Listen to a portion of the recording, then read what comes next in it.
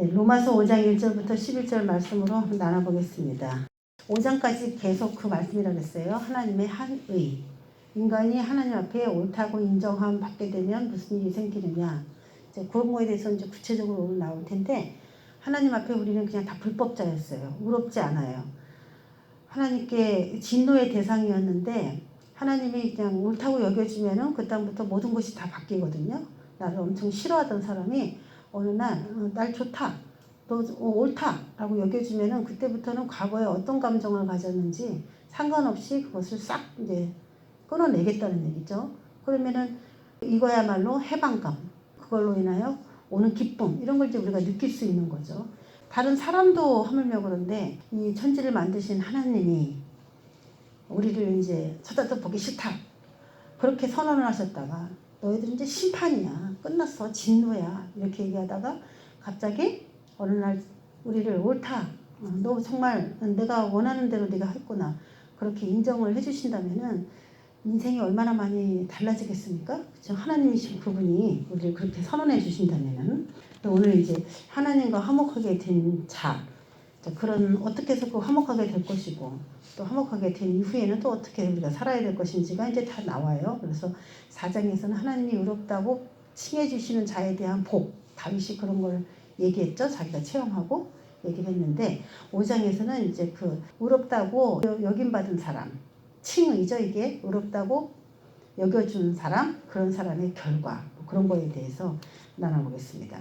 자, 5장 1절에 보면은 그러므로 우리가 믿음으로 의롭다 하심을 받았으니 우리 주 예수 그리스도로 말미암아 하나님과 화평을 누리자, 이렇게 얘기합니다. 내가 예수를 믿었다. 그리고 이제 하나님이 옳다, 네가 한 선택이 옳다, 그렇게 여겨줬단 말이에요. 그 다음에 이제 어떻게 해야 되느냐? 우리 주 예수 그리스도로 말미암아 하나님과 화평을 누리자예요. 믿음으로 의롭다 하심을 받았으니 이제부터는 어떻게 살아야 되냐? 칭의의 결과. 우리 주 예수 그리스도로 말미암아 하나님과 화평을 누리자예요. 누리자이지. 하나님과 관계가 안 좋았어요. 관계가 안 좋았는데 이제 예수 그리스도 그분 아들 때문에 이제 좀 뭔가 화평해질 수 있는 가능성이 열렸어요. 그러니까 이제 어떻게 되냐? 화평이 누려야 되는 거죠. 누려. 하나님과 인간이 과연 화평할 수 있는가? 없죠. 제가 그 원리를 이제 그림으로 소개를 했습니다. 자, 예수님을 믿는다. 예수님을 나의 구원자로 내가 받아들인다. 그래서 하나님과 이제 화목하게, 하나님께 다이렉트로 갈 수는 없고, 하나님과 친해지려면 그 아들 예수님을 통해서 하나님과 이렇게 친해져야 되는데 방법이 있다는 거죠. 제가 거기다가 구원의 계약서를 이렇게 써놨잖아요. 네, 계약서. 이제 인간이 예수님을 통해서 어떻게 하나님과 화평을 누리게 되었는가, 그 누림인데, 그 누림이 완성되기 위해서 필요했던 게 예수 그리스도로 말미암아, 예수 그리스도죠. 그래서 예수님이 이 땅에 오셔서 그분이 피를 흘려줬어요. 피. 이게 이제 인주 같은 역할이에요. 인주 같은 역할. 거기에 그 피로써 이제 하나님이 구원의 계약서에다가 도장을 찍어주는 건데, 이 구원의 계약서에 도장을 찍어주게 되면은, 제가 여기 행복이 가득한 우리 집 그 도장을 넣었잖아요. 기도하는 모든 것, 나뿐만 아니라 너와 내 집이 구원을 얻을 것이다. 그 말씀에 이제 시발점이 되는 것이죠. 그래서 이제 내가 구원받았으니까 우리 가족들도 구원받을 수 있을 만한 모든 구원의 섭리가 그 사람을 타고 그 가정 안으로 들어가게 됩니다. 그래서 드디어 예수님이 만약에 우리를 위해서 죽어주시지 않았다면은 하나님과 화평할 수 있는, 화목할 수 있는 방법 자체가 없어요. 그래서 이 세상에는 어떤 종교를 통해서도 하나님을 만족시킬 수 있는 방법이 없다고 선언하고 있습니다. 이 세상에 태어난 모든 사람은 다 예수님의 공로로 의지하여 무조건 하나님과 화평할 수밖에 없는 그런 이제 원리가, 법이 지배를 하는 거예요, 이 세상에는. 그래서 그 예수님의 그 피를 찍어서 이제 하나님과의 계약이 정식적으로 이루어지게 되는데, 그 구원계약서에는 이제 우리 이름이 써 있겠죠. 땡땡이 써 있겠죠. 예수의 이름을 부를 때에 하나님께서는 구원의 말씀을 보내셔서 응답해 주실 것을 믿고 이제 앞으로 살겠습니다라는 거예요. 구원계약서에다 구원을 딱 계약을 하는 날, 그날 이제 내 마음대로 살지 않고 내 기분이나 감정이나 상황 그런 거에 의지하지 않고 예수님 나 이런 문제 있어요 도와주세요 하고 예수의 이름을 필요로 우리가 할 때에 하나님께서는 하실 일들이 있어요. 예수의 이름을 부르는 자들에게 그래 내가 너에게 이렇게 해줄게 하면서 답장을 줘요. 답신. 그 답장을 인간에게 딱 받는 거예요. 이건 누굴 통해서 오냐면은 그 중개인 성령님 이렇게 돼 있죠. 하나님 내 마음이 지금 이런데 하나님께 응답을 받고 싶어요 라고 하는 그 마음속에 있는 소원을 누구에게 말하지 않아도 성령님이 우리 안에 예수님을 믿는 사람 안에 들어와 계시기 때문에 이제 그분이 그 마음속에 있는 소원들을 이제 다 아십니다. 사람의 마음속에 있는 소원을 아시고 하나님께 이 사람의 마음이 이런 응답을 구합니다. 그럼 하나님께서 이제 말씀을 주셔서 그럼 내가 이렇게 할게 라고 하는 어떤 대답이 하늘로부터 내려오게 되는 것이죠. 그러니까 우리의 몸은 이 땅에 살고 있지만 하나님하고 이렇게 소통이 된 관계가 형성이 되어버리는 거예요. 그러니까 막혀서 살면 안 되고 그리스도인들은 하늘과 열린 상태에서 살아야 그것이 건강한 성도입니다. 그래서 굉장히 멀리 있는 하나님이기 때문에 어떻게 응답을 들어야 될까 어렵겠지만 우리의 경험으로는 우리가 응답을 받으려고 하나님 앞에 하나님 응답해 주세요라고 할 때에 그분이 초자연적으로 참 여러 가지 방법으로 응답을 하셨어요. 또 그 외에 또 우리가 어떤 중간에 매개체 하나님 이렇게 하실 거예요. A처럼 하실 거예요. B처럼 하실 거예요. 해가지고 하나님이 응답하시는 방법도 있었지만 우리가 대부분 간절히 기도할 때 못 모르는 사람을 통해서도 그 응답을 들을 수 있도록 친히 그렇게 하나님은 정말 살아계시구나. 살아계시다는 건 말씀하신다는 거예요. 말한다. 하나님은 말하지 않으면 그분은 죽은 하나님을 믿는 거예요. 우리가. 하나님은 우리에게 계속 말씀하셔야 돼. 우린 그걸 알아들어야 돼. 내가 무지해서 못 알아듣는 게 아니고 내가 들으려는 마음만 있다면 하나님은 언제든지 그 사람을 방문한다는 거. 하나님께서는 하셔야 될 일이 있죠. 예수의 이름을 구원을 원하는 자에게 말씀을 보내시는 거. 그게 하나님께서 꼭 하셔야 될 일이에요. 그게 말씀을 보내시는 거. 그럼 우리는 그렇게 하신다고요? 하면서 안심하는 거죠. 이게 어디서 하는 거예요? 천국 부동산에서 일을 하는 겁니다. 천국 부동산에서. 중개인이 성령님. 도장은 뭘로? 예수의 피로 도장을 꽉 찍어가지고 이 계약서가 성립이 탁 되는 겁니다. 하늘 계약이 체결되는 거예요. 자, 구약에 있는 예로 본다면은 거기 2절에 또한 그로 말미암아 우리가 믿음으로 서 있는 이 은혜에 들어감을 얻었으며 하나님의 영광을 바라고 즐거워하느니라 이렇게 나오죠. 2절 말씀을 구약으로 한번 연관시켜서 본다면은 믿음으로 서 있는 이 은혜에 들어감을 얻었다. 이 은혜가 뭐냐면 예수님께서 예수 믿는 사람을 그냥 의롭다고 여겨주는 거. 그게 그냥 이 은혜죠. 그 은혜. 그냥 믿으면 돼요. 행동이 필요 없다 그랬어요. 그냥 예수 그리스도께서 하나님 아들이시다 믿고 이제 내가 어려움에 빠질 때마다 그분을 통해서 체결된 계약서로 인하여 하나님은 나에게 뭔가 응답을 주실 것이다. 아들을 믿는 그 모든 자에게 하나님은 말씀을 끊임없이 보낼 거다. 예수님은 말씀이시거든요. 그래서 예수님이 죽으셨고 이제는 육체는 없지만 그분이 직접 몸을 가지고 우리 앞에 나타나서 얘야 이렇게 하거라 이렇게 하진 않아요. 예수님이 진짜 몸처럼 나타나서 그렇게 하시진 않는데 그분의 말씀은 어제나 오늘이나 동일하시기 때문에 육체는 없으시지만 그분이 말씀이 되셔서 우리를 방문하십니다. 그래서 믿음으로 우리가 서 있다면은 그 은혜에 들어가는 거예요. 예수의 이름을 부르는 자에게 하나님이 구원의 말씀을 보내는 것이죠. 그래서 우리가 어떻게 되냐? 하나님의 영광을 바라고 즐거워해야 된다. 자, 이 얘기를 출애굽기에서 있는 말씀으로 보자면은 내가 애굽 땅을 칠 때에 그 피가 너희가 사는 집에 있어서 너희를 위하여 표적이 될지라.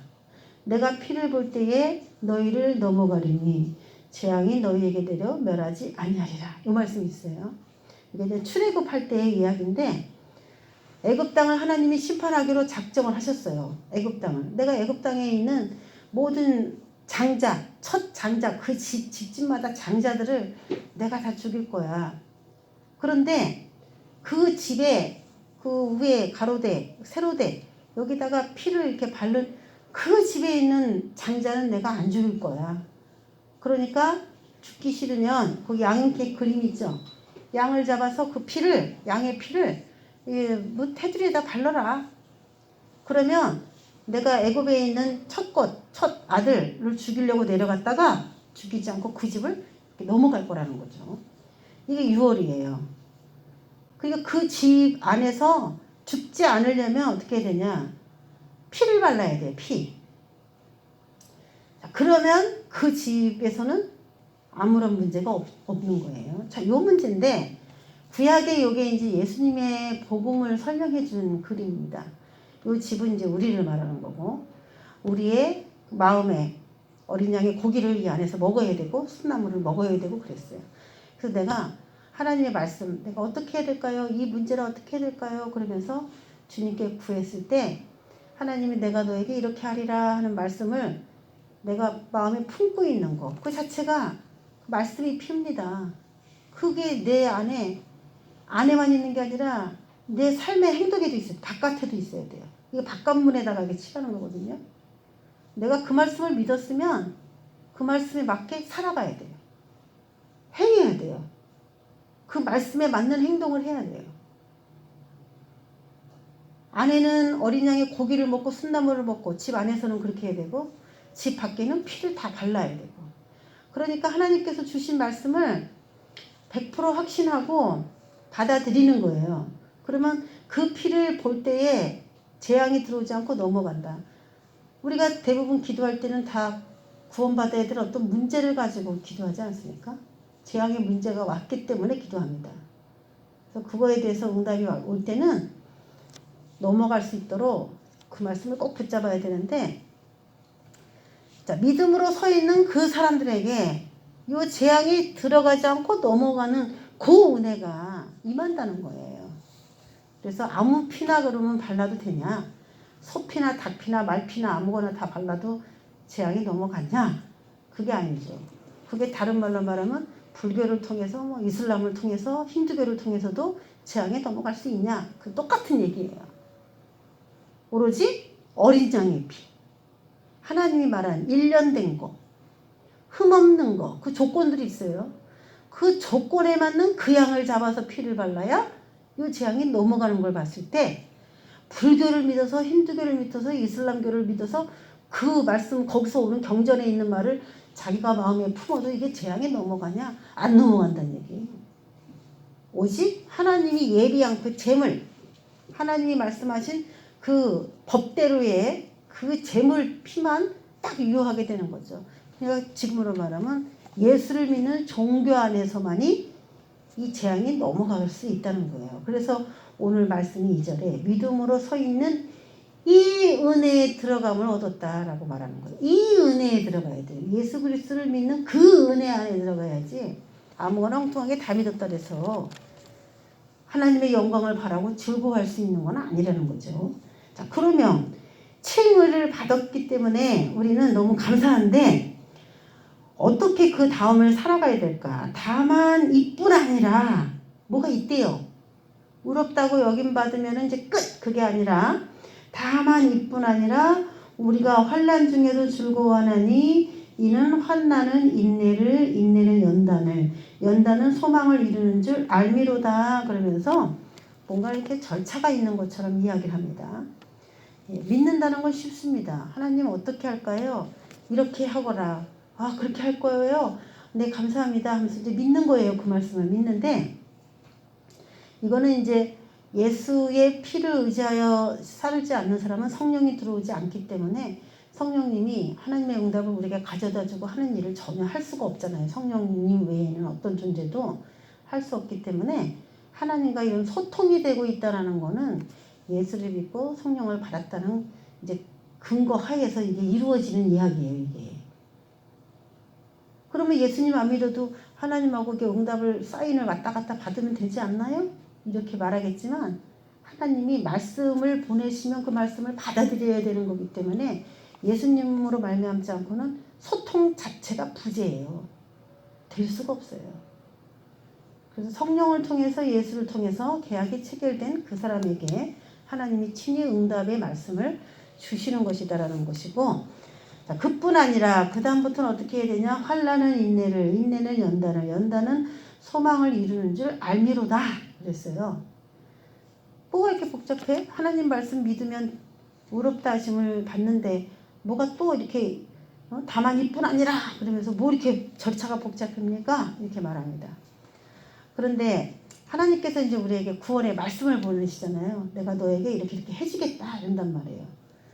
예를 들어 우리가 쉽게 아는 걸로 아브라함에게 아들 주겠다 그거 했잖아요.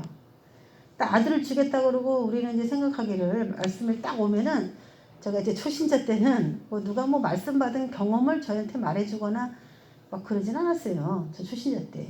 응답은 제가 다 받았지만은 이 응답이 이런 과정들을 통해서 실현이 된다라고 하는 이런 얘기를 전 들은 적이 없어요. 신앙생활하면서. 응답에 대한 얘기보다는 주로 응답받아라 응답받아라 막 기도를 해서 그러면은 그런가 보다 이제 그랬는데, 너무 절박하니까 막 이제 응답을 안 주시면 제가 뭐 가지도 않겠습니다 자지도 않겠습니다 막 이렇게 하다 보니까 이제 응답을 받은 건데, 그 응답을 받은 그 다음에 어떻게 그 응답을 하나님이 이루시는지 이런 거에 대해서는 이제 잘 모르는 거죠.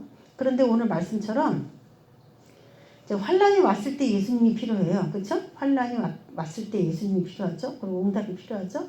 그 환란이 와요. 그럼 어떻게 해요? 기도합니다. 우리가. 하나님 저한테 이런 문제 생겼어요. 그리고 기도합니다. 그럼 하나님 어떻게 돼요? 그 기도에 대해서 응답을 해줘요. 여기까지는 이제 우리가 여태까지 얘기했던 거잖아요. 로마서 4장까지 계속 했던 얘기예요. 우리가 기도를 하면 하나님은 응답을 하셔야 돼. 그런데 응답이 왔는데 그 응답을 하나님께서 내일 당장 딱 들어주시면 좋은데 그렇지 않은 거예요. 아브라함에게 아들을 25년 이상 기다리게 했던 것처럼 준다고 했는데 안 주시는 거야 이게. 그럴 때 우리에게 필요한 게 뭡니까? 인내죠. 인내. 참는 거예요. 기다리는 거예요. 이게 인내예요. 그래서 우리는 그리스도 안에서 은혜 받은 사람의 삶은 인내를 잘하는 삶이야. 바쁘다 바빠 뭐 조급해하는 사람은 아직 훈련을 많이 못 받은 거예요. 어떻게 보면은 사람들이 객관적으로 볼 때는 희망도 꿈도 포기한 사람처럼 보일 수가 있어. 근데 희망도 꿈도 포기해서 그렇게 보이는지, 아니면 그 사람이 인내의 세월을 믿음으로 잘 버티고 있어서 그렇게 보이는지, 그거는 사실 그 내면에서 알지 겉으로 드러날 때 모릅니다. 응답은 갖고 있는데 분명히 마누라가 자식을 낳아야 될 거 아니야. 집사람의 아들을 낳아야 나오는 거 아니에요 그게? 그러니까 어떻게 애가 나올 때까지 인내를 해야 되는 거지.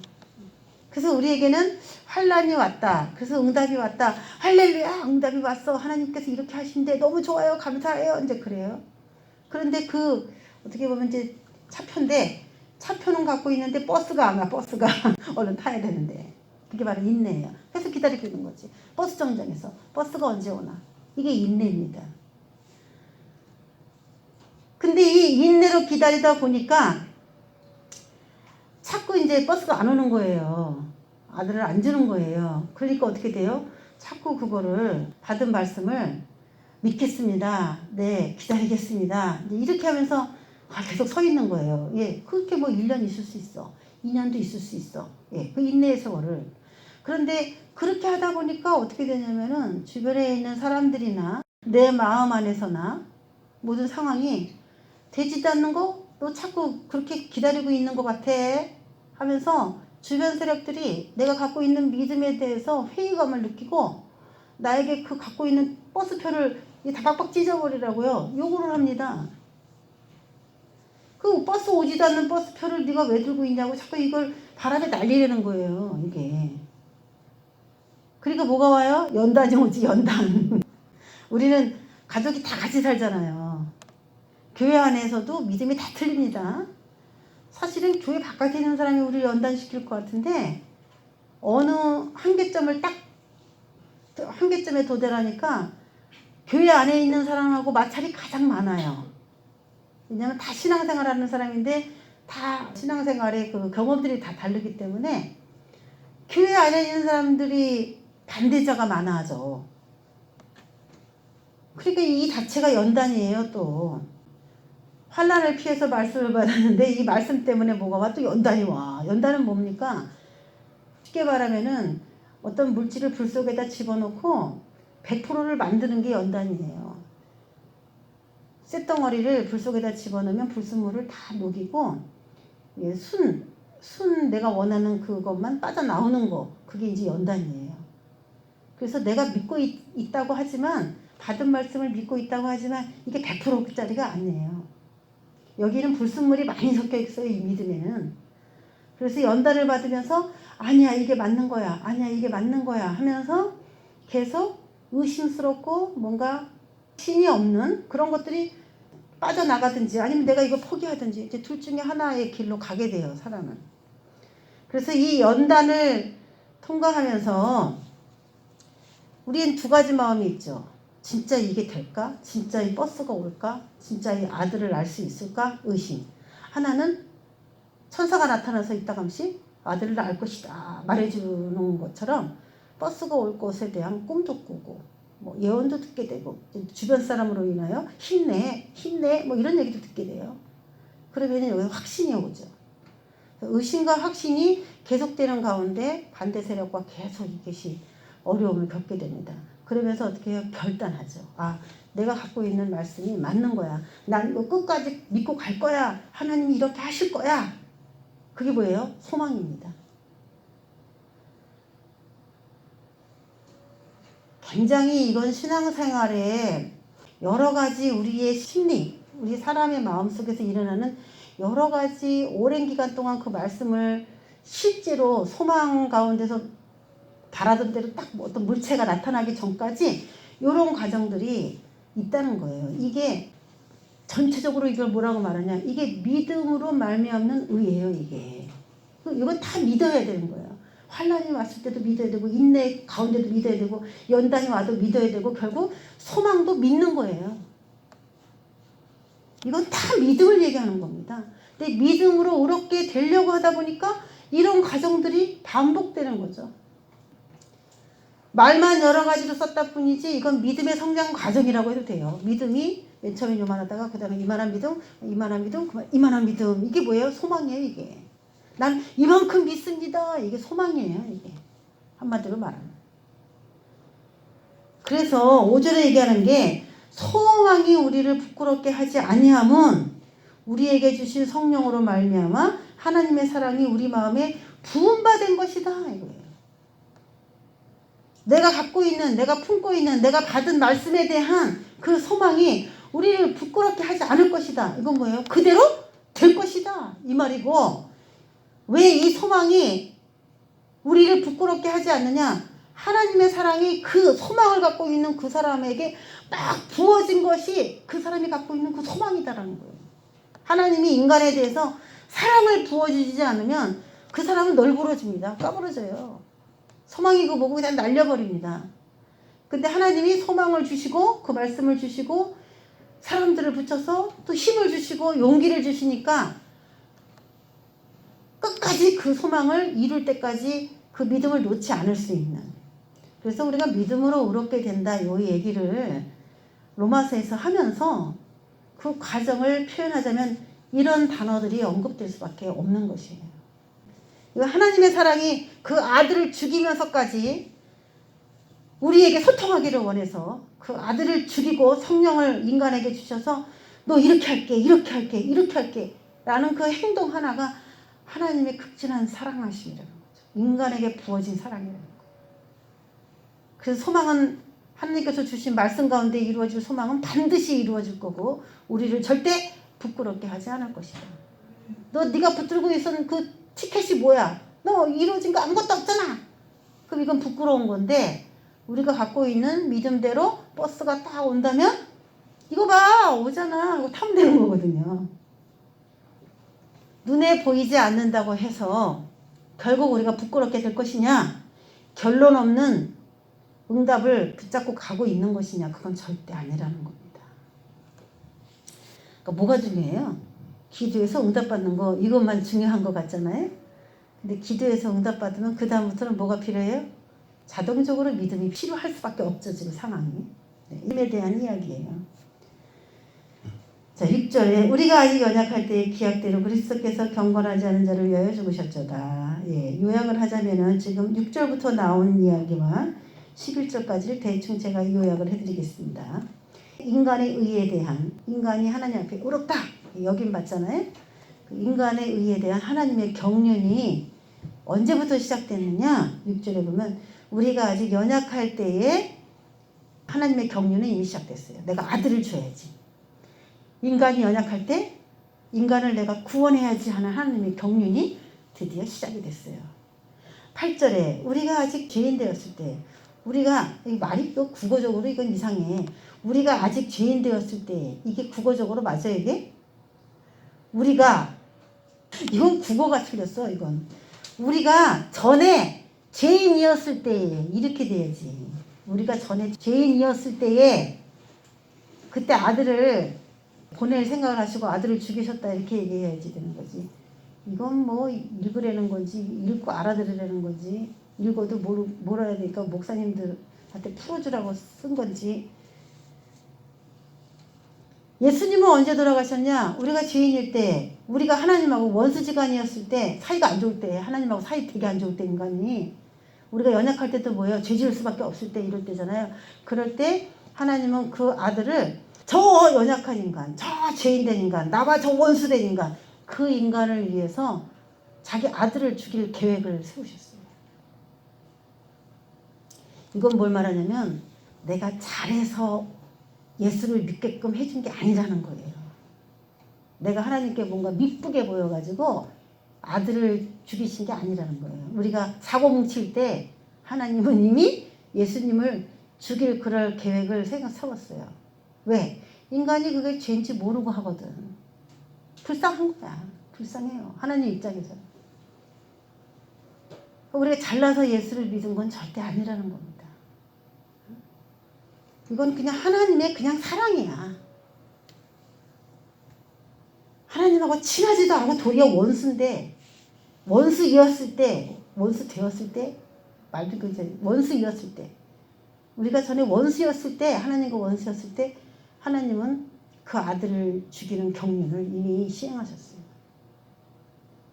이거는 인간이 하나님 앞에 뭔가 잘했기 때문이라고 하는 그래서 의롭다함을 받았다고 하는 거를 완전히 깨버리려고 쓰신 말씀이에요, 이거는. 이때 어떻게 했냐? 경건하지 않은 우리를 위하여 죽으셨도다. 하나님께서 우리에 대한 자기의 사랑을 확증하셨다. 내가 너를 그렇게 사랑해. 너 오라서 내가 사랑한 거 아니야.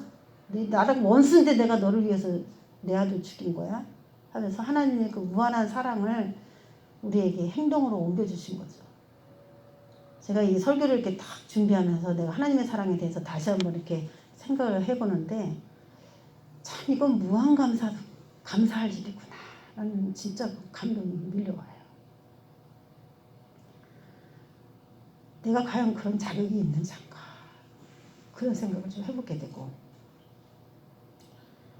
인간을 사랑하시는 그 하나님의 마음을 인간이 100분의 1, 1000분의 1이라도 과연 알까? 자신이 자기 아들을 죽이면서까지 저 인간을 사랑했는데 인간이 예수님의 사랑에 대해서 배우고 알면서 하나님 그러셨네요.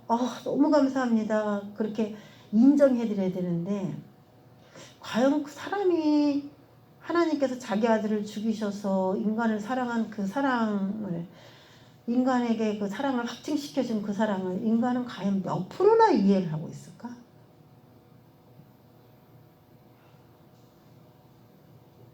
진짜 1000분의 1, 10,000분의 1도 하나님의 마음을 우리는 모르는구나라는 생각이 듭니다. 그 마음을 다, 사랑을 어떻게 다 해야 될까?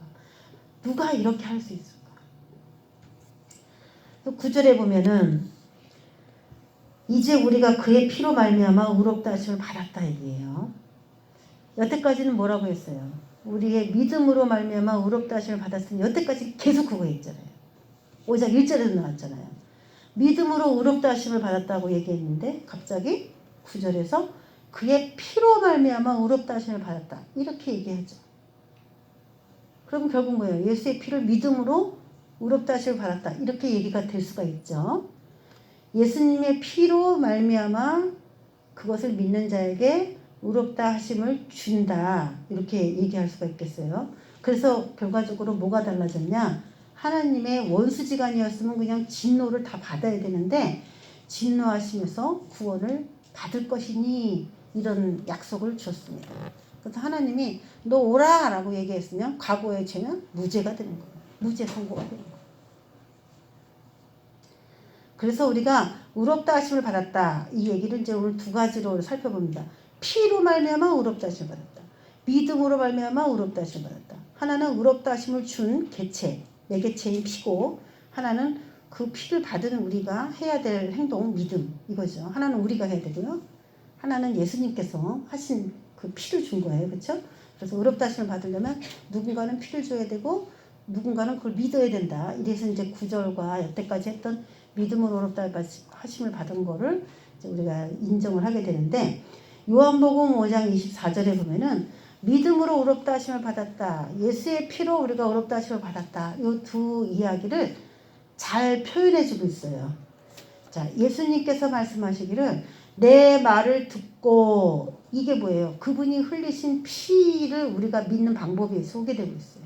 그분은 피로 의롭다 하심을 준 거고 우리는 그걸 믿어야 되는데 이 얘기를 어떻게 이해를 해야 되냐면은 예수님이 우리에게 무슨 말씀을 하셨을 때 그 말씀을 듣고 그 말씀을 따라야 된다는 거예요. 들어라, 그러니까 귀로 들으라는 얘기 아니에요. 믿어라라는 얘기죠. 예수님의 말을 듣고 그대로 살아야 되는 거고 또 나 보내신 이를 믿어야 된다. 하나님이 계신 거를 믿어야 된다. 그거예요. 그러면 내 하나님이 계신 걸 믿습니다. 그리고 하나님이 그 아들 예수 주신 거 믿습니다. 그러고 난 다음에 어떻게 돼요? 예수님이 무슨 말씀 하시는지 귀담아 듣고 그대로 살아야죠. 이 얘기를 하고 싶은 거예요. 말씀을 하실 때는 의도가 있어요. 사람이 말을 할 때는 의도가 있어요. 의도가. 네, 들었어요. 알았어요. 들었다니까요. 그게 들은 게 아니잖아요. 말을 하는 이유는 뭐예요? 내 뜻을 알고 행동해달라 이런 얘기잖아요. 귀로 들어라 이 얘기가 아니잖아요. 내 말 좀 들어 할 때는 무슨 뜻입니까? 내가 말하는 뜻을 이해하고 그대로 행동해달라 이런 요구 조건이 들어있는 거잖아요. 그것처럼 이제는 우리가 세상에 어떤 말도 더 하나님 말보다 가치 있게 여기면 안 되는 거죠. 하나님을 믿고 하나님이 계시다라는 걸 믿고 또 예수님이 나에게 지금 현재 뭐라고 말씀하시는지 그거를 들어야 되는 거예요. 그러면 영생을 얻게 되고 심판에 이르지 않게 되고 사망에서 생명으로 옮겼느니라. 이거는 죽어서 생명으로 간다 이 얘기만 이렇게만 해석하면 안 되고 지금 죽게 된 나의 현실이 살게 된다 이렇게 되는 거예요. 하나님 죽겠어요 이렇게 되어 있는 현실에서 이제 살겠네 이렇게 된다는 거예요. 죽어서 꼭 천국 간다 그 얘기로만 이거를 그렇게 풀면 안 됩니다. 지금도 지옥 같은 나날이 얼마나 우리 인생에 많습니까? 그러니까 하나님이 답을 주실 때 그 답대로 믿고 행동하면은 그 사람은 살겠네 이제야 살았네 그렇게 되는 거고 하나님이 무슨 말을 하는지 그냥 들을 생각도 안 하고 그냥 혼자 알아서 판단하고 행동한다면 그 사람은 결국 어이구 죽겠네 이렇게 된다는 거죠. 자, 그러면 예수 그리스도의 피로 달라진 삶을 정리해 보겠습니다. 1절에 믿음으로 의롭다 하심을 받았으니 우리 주 예수 그리스도로 말미암아 하나님과 화평을 누리자. 그래서 이제는 믿었으니까 예수님을 믿고 예수님의 말씀을 이제 듣고 그분이 시키는 대로 우리가 환난 당할 때마다 그분이 뭐라고 말하는지 그분이 시키는 대로 살게 되면은 하나님은 그 자체를 이뻐하는 거예요, 그냥. 예수님이 무슨 말씀을 하셨는지 하나님이 주신 말씀대로 살려고 하는 그 삶 자체의 그 사람을 그냥 좋아하니까 하나님하고 화목해지는 거야. 그게 누리는 거예요, 누리는 거. 또 10절에도 나오죠? 하나님과 화목하게 되었은즉 화목하게 된 자로서는 더욱 그의 살아나심으로 말미암아 구원을 받을 것이니라. 예수님께서 죽어서 끝났으면 우리도 그냥 죽고 끝날 텐데 예수님께서 다시 살아나셨다는 거는 우리도 다시 살아날 수 있다 이런 거거든요. 그건 이제 예수님의 죽으심에 그냥 녹아있는 메시지예요. 그래서 우리가 이제 삶에서 자꾸 구원을 받게 되니까 하나님은 그 자체, 인간이 그렇게 사는 것 자체가 기뻐요. 아들로 인하여 사람들이 살아나는 거를 기뻐해요. 하나님은. 그러니까 하나님이 무조건 이뻐. 내 아들하고 사귀는 모든 사람은 다 이쁜 거야. 하나님의 입장에서는. 화목하게 되는 거죠. 11절 이제 우리로 화목하게 하신 우리 주 예수 그리스도로 말미암아 하나님 안에서 또한 즐거워하느니라. 그래서 예수 믿으면 그 다음부터 뭐 해야 돼요? 즐거워해야 돼. 여러분 화평을 누리고 있습니까? 하나님과 화목해서 기쁩니까? 하나님 안에서 즐거워합니까? 아유 하나님 이 문제 어떻게 해요? 막 그냥 미간이 찌부려지고 그냥 앞으로 생각하면 답답하고 막 뒤집어질 것 같고 막 그렇습니까? 응답을 받아야 되는 것이죠. 그러면 사람이 좀 자유로워요. 그래서 하나님 안에서 즐거워할 수 있다. 이제는 인간에게 문제는 다 옵니다. 근데 해결 방법을 모르면 답답합니다. 근데 해결 방법을 알면은 그때부터는 즐거워할 수 있어요. 왜? 얼만큼 기다리냐가 달려있지 해결은 되거든. 자, 우리가 오늘 한 말씀을 한번 읽어보겠습니다. 그리고 예수 그리스도의 피로 달라진 삶. 뭐가 달라지냐? 요한복음 1장 12절. 영접하는 자, 예수 그리스도를 구세주로 영접하면은 그 이름을 믿는 자들에게는 하나님의 자녀가 되는 권세를 주십니다. 그래서 이제 화목해졌다. 하나님 안에서 즐거워한다. 화평을 누리는 관계가 되었다. 이제 이런 얘기는 뭉뚱그리 같은 얘기인데 단도직입적으로 얘기하면 자녀가 되어서 친해졌다. 이런 뜻이 돼요. 하나님하고 아버지 자녀 사이가 되는 거야. 그러니까 어떻게 돼요? 즐거워할 수밖에 없는 거죠. 만물을 지으신 그 창조주가 내 아버지가 되는 거예요. 나는 거기에 자녀로 입적이 된 거고. 무슨 이렇게 생각하면 무슨 문제가 있겠습니까? 여러분 삶에서 문제가 있겠어요? 없겠어요? 이 천지를 지으신 하나님 우리 아버지고 내가 그 자녀야. 근데 좋은 거 줄 것 같아요? 나쁜 거 줄 것 같아요? 느낌에. 오늘 다시 그 마음이 회복되시기 바랍니다. 하나님이 멀리 계신 분 같다가 갑자기 그래 내가 하나님의 자녀야 라고 생각을 하면은 하나님이 귀하고 귀한 거 우리에게 다 줄 것 같은 확신이 확 오거든. 그런데 왜 자꾸 그 믿음이 안 생겨요? 왜 자꾸 불안해요? 왜 떨려요? 왜 그래요? 아버지가 어둠 아버지라서 그런가? 개부라서 그런가? 아버지가 개부라서 그렇습니까? 개부가 됐다 친부가 됐다 개부가 됐다 친부가 됐다 그렇습니까? 자, 그래서 우리가 이제 그 이름을 믿는 자들에게는 하나님의 자녀가 되는 권세가 오는데 그 이름을 믿는다라는 얘기를 우리가 구체적으로 한 구절을 덧집어서 얘기한다면 요한일서 3장 8절 죄를 짓는 자는 마귀에게 속한 것이고 하나님의 아들이 나타나신 것은 마귀를 멸하려고 하셨다 이 얘기가 있습니다. 우리가 그 이름을 믿는 자 예수의 이름을 믿는 자 그러니까 예수님께서 말씀하신 거를 믿고 이제 살아가는 삶 이제 단순하게 이제 그렇게 이해할 수 있는데 그런 삶에 전제되는 게 뭐냐면 죄예요. 죄. 그 말씀을 믿고 순종하지 못하게 하는 원수가 있어. 말씀을 한 걸 알아. 내가 그렇게 해야 되는 걸 알아. 그런데 안 돼. 그렇게 하고 싶지 않아. 왜 그래요? 죄 때문에. 내가 죄를 지면은 그렇게 해야 되는 걸 알면서도 안 하게 된다. 못해 인간이. 그래서 그 이름을 믿는 자들은 굉장히 쉬운 것 같지만 쉽지 않습니다. 그게. 듣긴 들어도 그대로 할 마음이 안 생겨. 내가 죄를 짓고 살고 있다면은. 그래서 그렇게 되면은 그 이름을 믿는 자들은 하나님의 자녀가 되는 권세를 주신다고 했지만은 그렇게 자꾸 주님의 말을 거부하고 안 들으려고 하는 그 죄를 내가 용납하고 있으면 나는 하나님께 속한 자가 아니라 성경에서는 마귀에게 속한 것이라고 아주 선언을 해버렸어요. 이게 인간의 악함이죠. 하나님이 그 아들을 보내서 자기의 사랑을 확증하셨지만 인간은 계속 그렇게 하면 말씀하신 대로 하면 손해볼 것 같고 이게 틀어질 것 같은 불안감에 사로잡히는 게 이게 자기 안에 있는 죄를 관리하지 못하면 이렇게 된다는 거예요. 그러면 나는 분명히 하나님께 속한 것 같은데 하나님의 자녀인 것 같은데 시간이 지나 보면 하나님은 나에게 너 마귀에게 속했다 이렇게 말할 수가 있게 된다는 것이죠.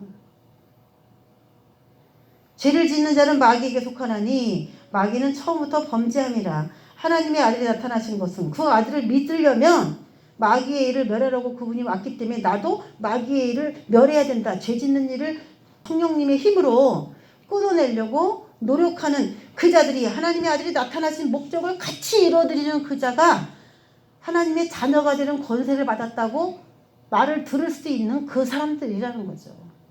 이건 이론이 아닙니다. 이거는 삶이고 그들의 경험이고 인생 전체를 논하는 이야기예요.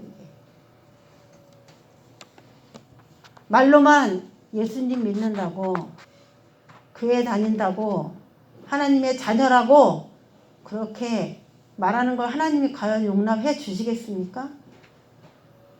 하나님의 아들이 나타나신 그 목적을 우리가 분명하게 안다면, 우리가 그 예수님을 믿는다면 우리도 마귀의 일을 멸하러 죽으신 그분의 그 일에 우리도 합류해 드리는 믿음과 마음이 우리에게 요구되고 필요하다라는 것입니다. 그래서 하나님의 의는 예수님을 믿음으로 의롭다 여김받고 시작하지만 이런 인생의 과정을 통해서 그 의를 하나님 앞에 더 굳건한 의로 확신 있게 응답을 하나님께 뭔가 인정을 받아야 되는 것이죠. 오늘 말씀을 통해서 하나님, 우리를 사랑해 주신 하나님 감사합니다. 아들을 우리에게 보내주셔서 그걸 믿고 살아간다는 그 삶, 그것이 과연 무엇을 말하는 것인지 우리는 이제 칭의는 받았어요. 믿기만 하면은 의로우니까 우리는 아들 믿습니다라고 하는 그 설 안에 들어왔습니다. 내가 갖고 있는 그 의를 하나님이 성장시키실 때 그 공짜로 받은 그 은혜에 보답하는 마음으로 이제 우리는 그렇게 살아야 되는 것이죠. 오늘 기도할 때도 하나님, 죄에 속한 자가 되지 않게 하시고 하나님의 자녀로서 더 온전한 삶으로 나아가게 되기를 원합니다라는 기도로 오늘 말씀을 마쳐보겠습니다. 하나님 아버지 감사합니다. 우리를 의롭다 하신 주님, 원수 되었을 때에, 죄인 되었을 때에, 우리가 아주 죄질 수밖에 없는 연약할 때에 아들을 우리에게 보내주셨습니다. 우리가 선이나 악을 행하기 전에 선을 행해서가 아니라 하나님 감사합니다. 그 사랑을 깊이 생각하며 우리에게 아들의 피를 가지고 계약하신 그 계약의 소중함, 그런 것들을 오늘 생각해 봅니다. 감사합니다. 감사기도합니다.